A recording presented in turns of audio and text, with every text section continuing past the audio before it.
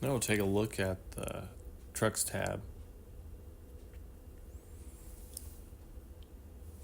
We'll go to the bottom panel and select Trucks. And as you notice here, you'll see the truck group. And then as we level through by tapping on the row, not on the pencil, nor on the example truck group, and then it will level through, and then it will actually take us to where the individual trucks are located. So from here we can edit,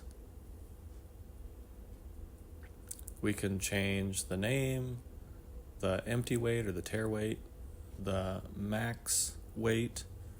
If you want to keep things within the regulation, you can up that. And then it has the current load there. There's an empty truck button. And then you can go through and edit transactions there as well. Hit cancel. I'll back out of this. You can add a truck, put the name, the tare weight, and then the gross max value. Hit cancel, back out of it. So that is basically the Trucks tab.